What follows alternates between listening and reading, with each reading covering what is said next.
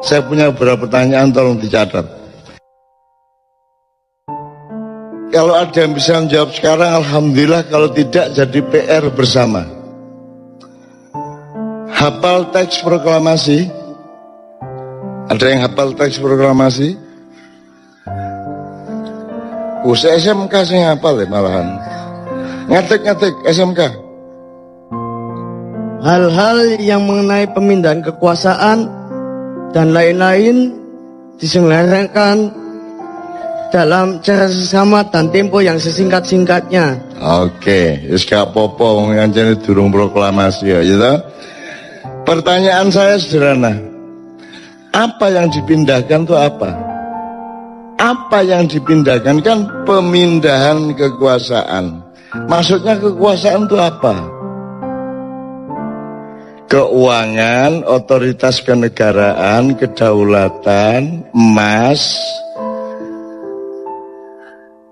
seluruhnya. Seluruhnya. Oke. Seluruhnya itu apa ya? Jajal sebutan. Telu ae, telu. Kedaulatan. Ya. Kekayaan. Kekayaan itu apa aja? Aset bangsa, kebudayaan, semuanya yang ada di Indonesia, termasuk aspek pembentukan negara yang termasuk dalam kekayaan negara, terus sumber daya manusia.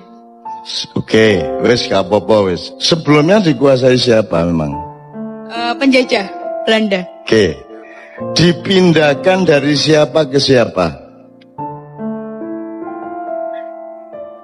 Pemindahan itu dilangsungkan dari siapa ke siapa? Dari konteks realnya dari Jepang ke Indonesia. Pernah terjadi. Kapan pemindahan itu dilakukan? Ketika proklamasi. Loh, kalau sudah dipindahkan kenapa pakai akan dilaksanakan secara seksama? Berarti belum dilaksanakan. Kan teksnya gitu. Betul nggak? Teksnya akan dilaksanakan secara seksama dalam tempo sesingkatnya sehingga ketika proklamasi belum terjadi. Kapan pemindahan itu terjadi? Kapan itu terjadi? Sopo nang sopo?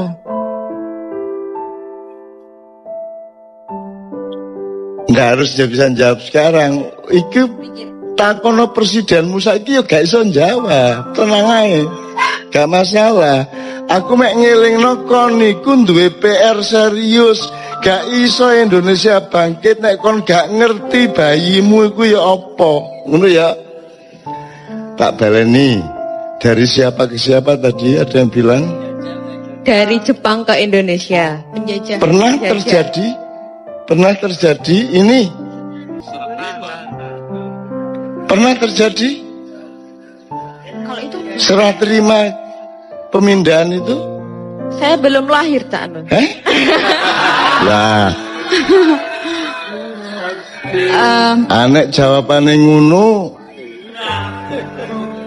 Iya, tadi kon kok sholat ping 5. Aku jawabannya ngono meneh kon durung lahir ayo. Mbah Nun. Engko ya. Mbah Nun sewu, kula nderek tukar pikiran nggih. Iya. Terus ketika Jepang datang ke Indonesia, Jepang menjanjikan akan membantu proses kemerdekaan Indonesia dari Belanda. Sebenarnya yang mau dipindahkan kedaulatan itu dari Belanda ke Indonesia. Jepang itu janjinya mau membantu. Makanya dibikin BPU PKI, Badan Persiapan dan seterusnya. BPU PKI pada saat itu dia belum bikin secara detail negara ki koyo apa. Sing dibikin BPU PKI filsafat kemerdekaan. Sing dimaksud merdeka ki ya apa. Sehingga akhirnya tersusunlah proklamasi. Belum mikir undang-undang, belum mikir dasar negara, belum mikir struktur kabinet. Sing dipikir waktu itu BPUKI filsafat merdeka. Merdeka ki yo apa? Ngeten. Lah, setelah proklamasi Pak Karno matur tenggene teksin niku mau hal-hal di proses secepatnya dengan seksama. Hal-hal yang dimaksud itu banyak sekali. Bahkan sampai hari ini belum terselesaikan. Jadi setelah Jepang Ya. selesai itu kan Jepang kena bom. Jepang wis putus asa katanya ninggalin Indonesia. Itu variabel. Maksud saya, kamu tuh menjawab A dulu baru B.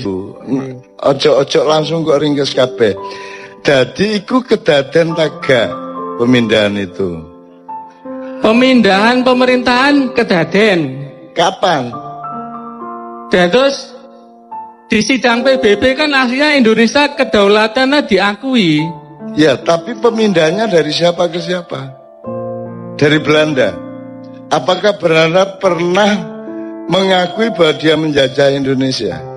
Belanda nggak mau mengakui di Nah, PBB ya. Belanda nggak Jadi- mau mengakui. Jadi ada terjadi pemindahan tagak kayak kon nyerana motor nang koncomu ngono lho. Ono tagak. Terjadi apa tidak? Secara teknis tidak. Lah iya, Tapi terus secara apa? Secara pengakuan internasional mengakui Indonesia merdeka. Iya. Aslinya Belanda dhewe iki ya gak Terus rela. gaya apa tag iku, Mang? Gawe teks iku mah pertama menumbuhkan filsafat kemerdekaan dan rakyat iku percaya Indonesia itu wis merdeka rek. Saiki Indonesia merdeka. Oke. Ngono. Oke. Begitu dengan ini saya menyatakan ya, Nggih. wis merdeka ta iku? Menurut pernyataan Pak Karno Wis merdeka. merdeka. Terus si ono PR untuk memindahkan. Nggih. Nah, apa nih PR iku? Apa PR iku? Bukan kedaulatan, wis diproklamasikan kok ono PR, kok ono. Wis soal kedaulatan yang negara ini sudah beres dengan alinea pertama. PR yang belum selesai pada saat itu soal perusahaan-perusahaan Belanda, soal wilayah Ya, oke. negara Indonesia. Ya, Dan terakhir yang dipermasalahkan Belanda, utang-utangnya Belanda kon nyauri Indonesia. ya. Saiki sudah dilaksanakan belum pemindahan itu? Secara teknis Belanda belum. Tadi gurung beres iki kemerdekaan. Gorong beres, nasionalisasi perusahaan-perusahaan sebenarnya Oke. belum beres. Jadi kon kok mantep urip Indonesia wong nikahe gurung beres kok. Wong iki apa akad nikah gurung beres kok. Kok semoro duwe anak sauno kae iku lho. Itu yang saya maksud, itu ada yang belum beres sejak awal berdirinya NKRI.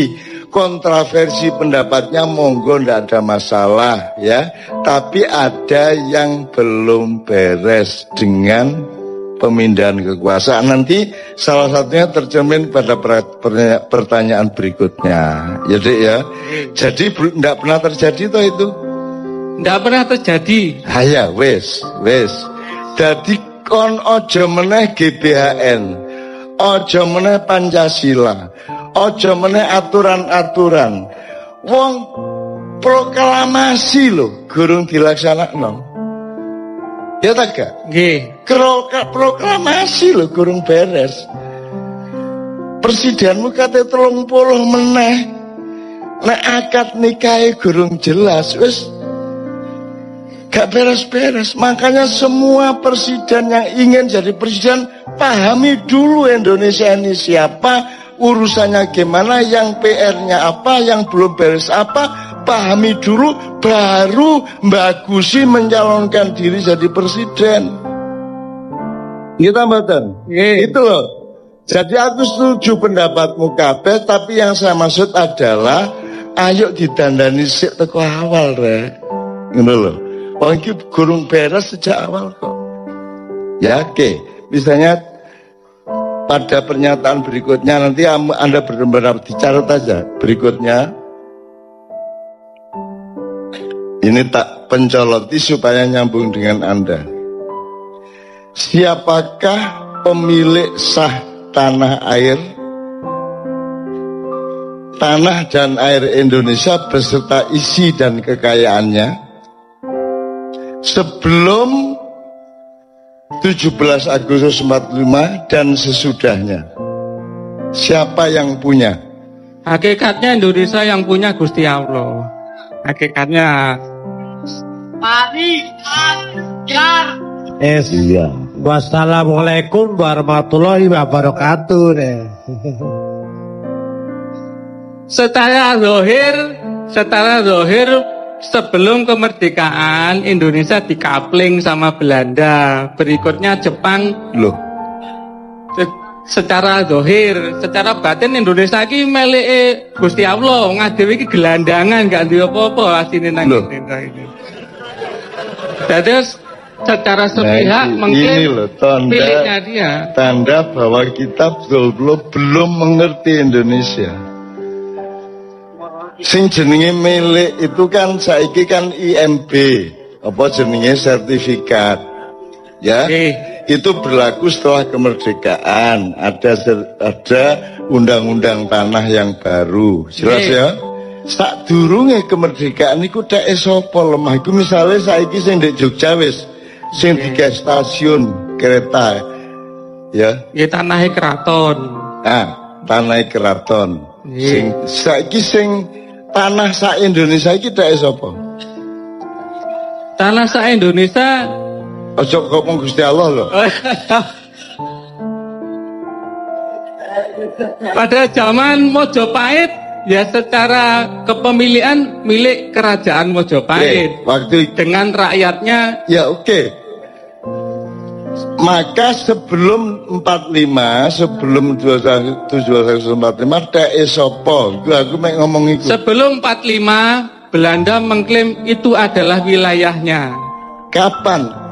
Mana buktinya Belanda mengklaim? Karena Indonesia tuh waktu itu Nggak ada faktanya Belanda ngeklaim. Oh. Nggak ada. Belanda tidak pernah menjajah Indonesia menurut Belanda. Belanda itu datang sebagai pemborong, kontraktor. Dia kontraktor datang ke sultan atau raja, tergantung tempatnya. Pak, saya bikinkan jembatan. Pak, saya bikinkan jalan. Saya bisa bikinkan pertanian. Pembagian pendapatannya segini sama segini. Jadi mengontrak dia menurut mereka. Mereka tidak pernah menjajah kita. Gitu loh. Nah, miliknya siapa? Kontrak itu dengan siapa? Kontrak dengan sultan-sultan raja-raja. Nah, jadi siapa yang memiliki tanah air sebelum kemerdekaan? Sebelum kemerdekaan para raja dan para sultan. Ngono lho, kitmang sing tak ngenteni iku dheke sultan. Oke? Nggih. Sak Indonesia iki dheke sultan dan raja-raja, jumlahnya kira-kira pira sultan dan raja? Mboten paham kula jumlahnya. Loh, berarti gak jelas iki. Loh, wong kon iki saiki tanah sak meter iso paten-paten karo tanggamu kok. Nggih. Ya tak gak? Apa meneh tanah sak dari Sabang sampai Merauke gak jelas urusane. Terus kon gawe Indonesia kok ini kok iya padahal gak jelas urusane. Itu loh yang saya maksud. Oke? Jadi tanah itu milik raja dan sultan. Oke? Yes, terus merdeka. Terus tak siapa? Mari merdeka. Negara Republik. Milik negara. Milik negara. Upama kon rojo gelem tak gak kon? Nggih, kula nyuwun perjanjian tertulis. Ana tak gak perjanjiane? Ndak ada. Iku lho. Nggih. Jadi gelem ta kon duwe lemah sak pulau misalnya Ternate tidure sak pulau iku wekmu. Terus moro-moro Indonesia merdeka. Terus moro-moro duduk tekmu. Gelem ta sultan moro-moro duduk dheke. Gelem ta? Nggak mau. Nah iya. Harus ada perjanjian. Nah, terus ada enggak perjanjiannya? Faktanya nggak ada. Enggak ada. Berarti beres enggak masalah Indonesia ini? Beres enggak? Belum beres. Jadi halal enggak Indonesia ini? Aku mek kepengin ngandani kan gak iso beresi masalah iki, ganti presidene dukno teko langit sapi itu padha ae. Nek kon gak iso beresi masalah iku mulane aku yang dipindahkan apa saja, yang berupa dolar berapa, yang berupa emas berapa ribu ton, ya, yang berupa tanah berapa, yang berupa tambang berapa, perjanjiannya gimana. Setelah tanah sebelumnya milik sultan dan raja tiba-tiba menjadi milik negara, mosok gelem harus ada transformasi land reform, betul enggak? Ada enggak?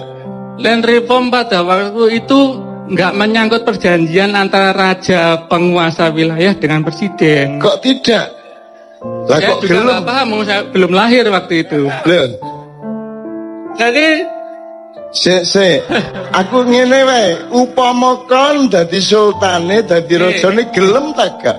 kula mboten purun, saya nggak mau. Terus rumangsamu 164 sultan raja ki gelem ngono.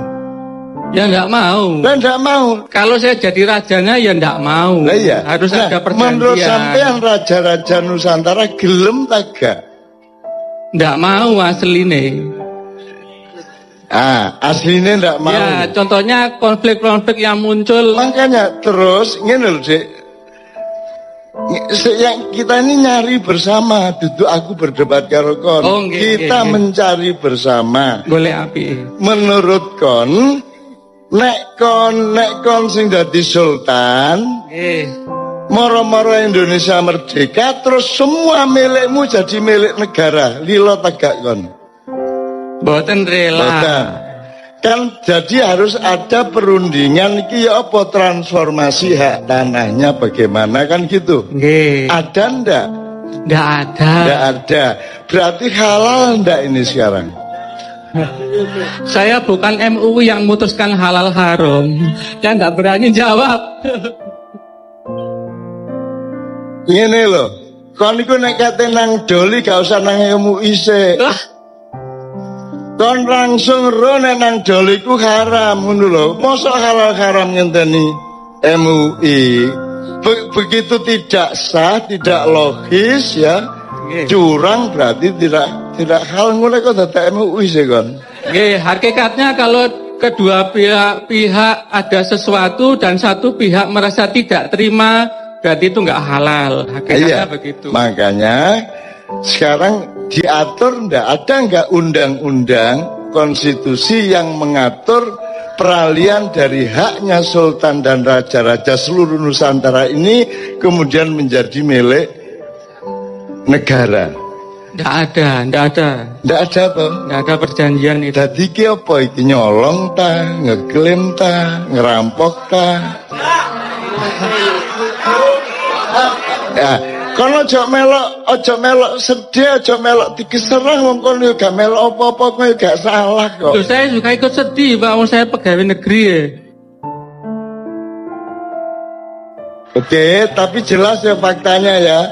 Jadi beres enggak masalah kelahiran tadi? Masalahnya nggak beres.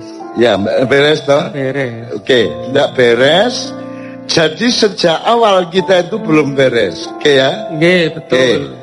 Jadi soal pemilikan tanah, tambang semua sebenarnya kan juga tidak ada perjanjian yang jelas. Nggih. Tidak diatur secara kenegaraan. Nggih. Saiki kon roh atine raja-raja saiki ya apa kira-kira kan gitu. Artinya rojo-rojo karepe ku bikin daerah istimewa dengan perjanjian-perjanjian baru, mbuh disahno DPR, MPR, Presiden bikin daerah istimewa. Terus apa kok mek Jogja tok? Karo Sebenarnya Aceh. raja lain juga sama. Di Aceh kan dulu-dulunya zaman Pak Harto kan ya sempat bergerak, Ya bergejolak apa minta istimewa. apa kok mek loro? Karena yang lain nggak berani mungkin. Oh. Karena untuk dalam tanda kutip melawan kekuatan besar, kita harus punya support yang besar. Nah, raja-raja ini kan supportnya kecil. Oh, jadi untuk mendapatkan hak hidupnya itu harus berani gitu. Loh, yang nggih no, Pak. Oh, berani melawan penguasa. Penguasa mana? Sing rumangsa menguasai wilayah Indonesia. Berarti penguasa ini penjajah ya, sehingga raja-raja pada takut. Secara psikologis aslinya jajah raja-raja. Secara zahir ketoke mengajak saiki jajah taga. Aslinya menjajah. Sip. Yes, iku sing tak enten kon. Dan kon pegawai dari sistem penjajahan itu. Yes.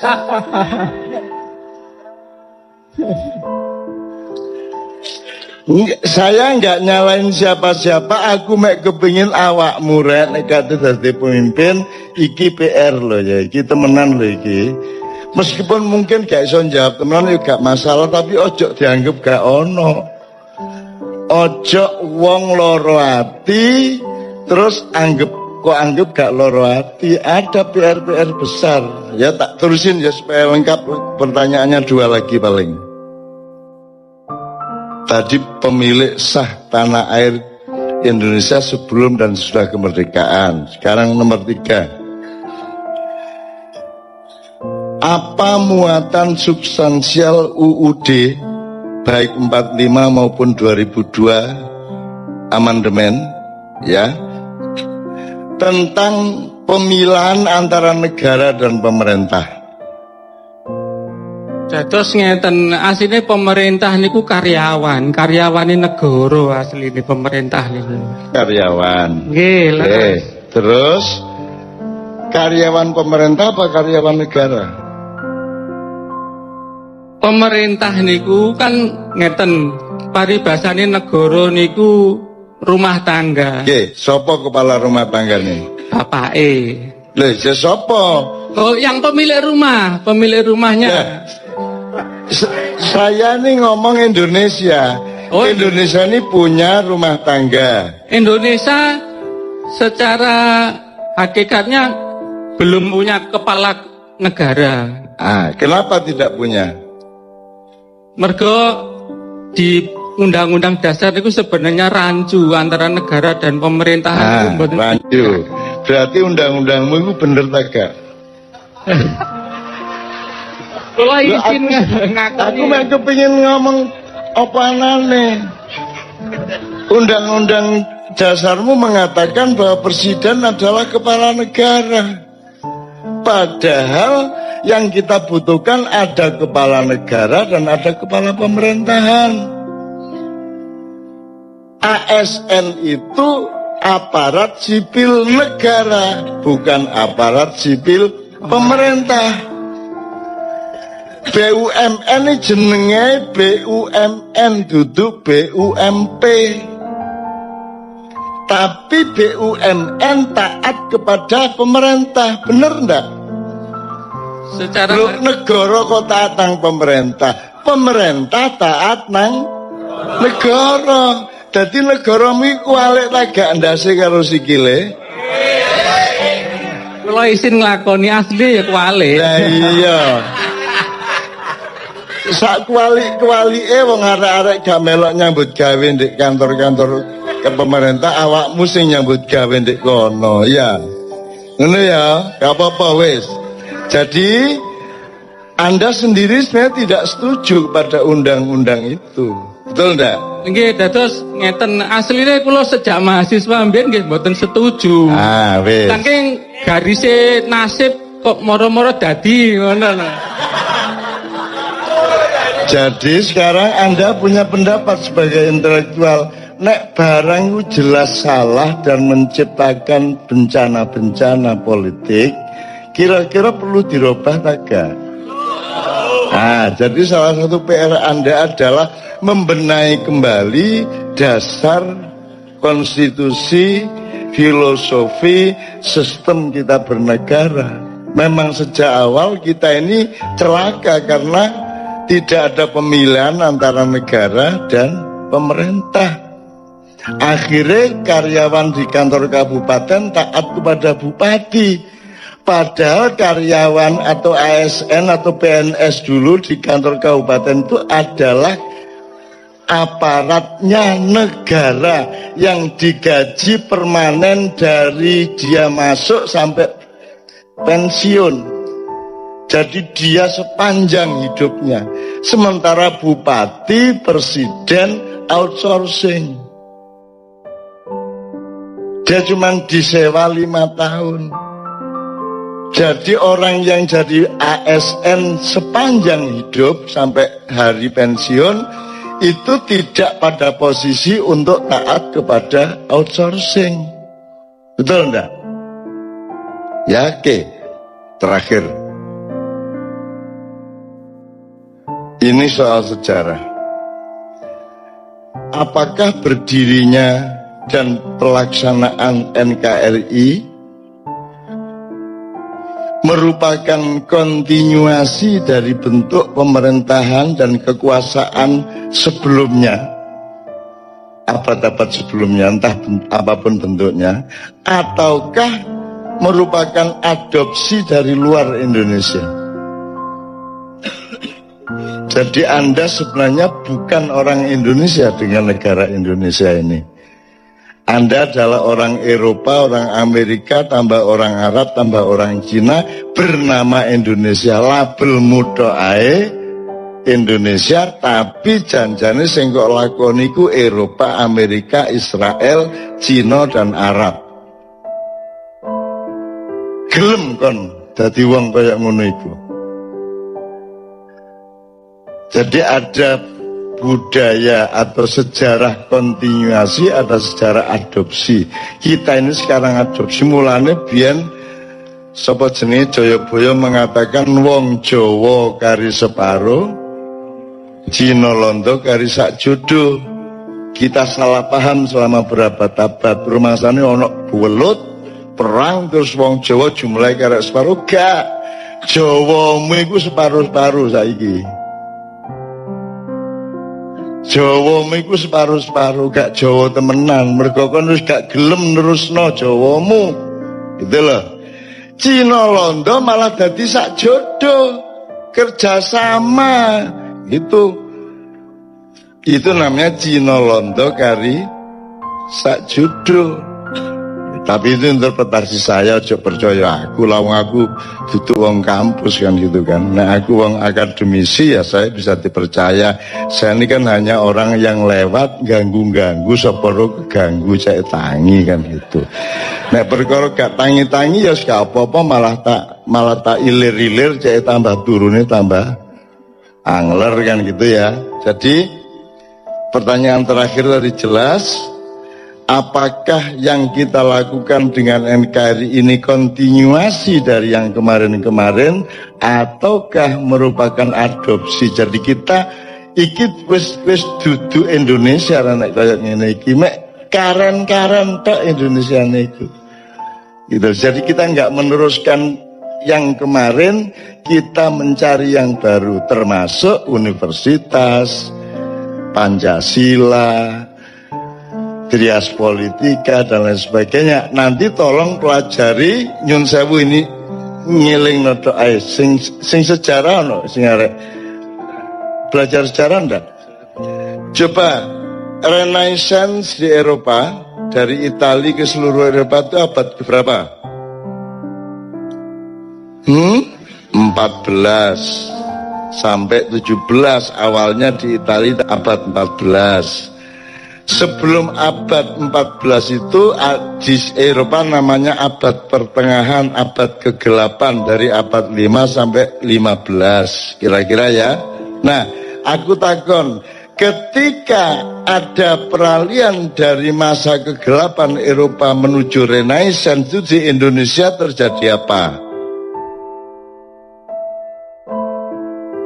Belum pernah ada studi sejarah dan sosiologi mengenai ini.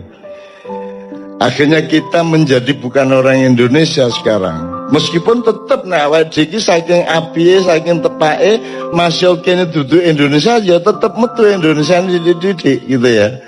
Tapi kita secara sistem makro kita ndak. Jadi Sunan Kalijaga lahir tahun 1450. Pada umur 28 tahun dia sudah mulai menjadi aktivis politik di Mojopahit. Dia melakukan transformasi yang sangat damai dan sangat bagus, dawa ceritane, dan beliau mengawal dari Mojopahit akhir yang ketika itu masih ada Minak Jinggo Blambangan sampai transformasi ke Demak, sampai ke Pajang, sampai ke Mataram awal. Sunan Kalijaga umurnya 162 lebih. Nah, jadi kalau awakmu setuju Mas, ngene sampean meneh. Sampean Renaissance. Tentang Yunani, Roma zaman riyen niku. Itali. Nggih kula dereng lahir niku, nggih.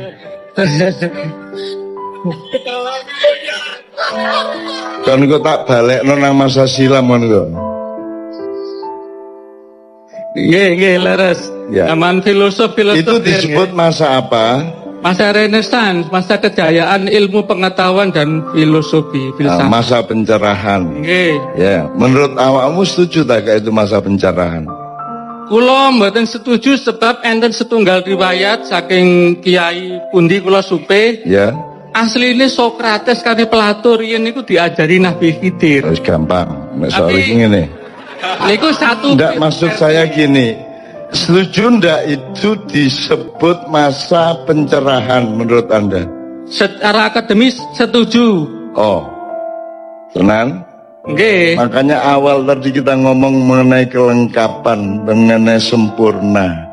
Ya, karena Renaissance itu adalah pemberontakan terhadap religi keraton-keraton Kristen, ya. Jadi terus mereka marah kepada agama, sehingga mereka berpihak kepada akal sehat. Terjadilah revolusi pemikiran, kemudian pemikiran didewa-dewakan. Semua yang tidak cocok sama pemikiran dianggap jelek, dianggap ketinggalan zaman. Jadi kalau saya menyebut Renaissance adalah masa penyempitan umat manusia, hatinya jadi tidak ada, spiritualitasnya tidak ada, tinggal akal pikirannya, dan jadilah uner. Untung manusia uner adalah manusia yang tetap sempurna. Jane gak ono urusane kampus karo pengajian. Gak ono jane. Ono kampus kok ono selawatan. Universitas secara barat kok selawatan. Itu tidak kompatibel dengan sistem dan ideologi universitas. Tapi di Indonesia tidak bisa 100% berlaku karena rektornya religius, karena dekannya religius, karena mereka tetap manusia sempurna. Gitu loh, Dek. Jadi di timur terjadi penyempurnaan manusia oleh Sunan Kalijaga dan Wali Songo. Di Eropa terjadi penyempitan manusia. Dari manusia yang lengkap spiritual, mentalitas, semuanya menjadi hanya manusia intelektual. Bahkan kemudian menjadi manusia akademis. Di sini disempurnakan, agamanya sama budayanya dikomprensikan, bahkan lengkapnya luar biasa. Sampai kebudayaan Jawa bagi saya itu upama gano Islam wong Jawa wis mlebu swarga ngono aku. Nek kurang sembayange ngono tok. Tapi nek peradapane wis saiki sampean delok. Nek tembang Jawa teko sinom nganti Megatro Pucung itu lagune wong sing wis ndek swarga. Wis karek ngene ndek swarga.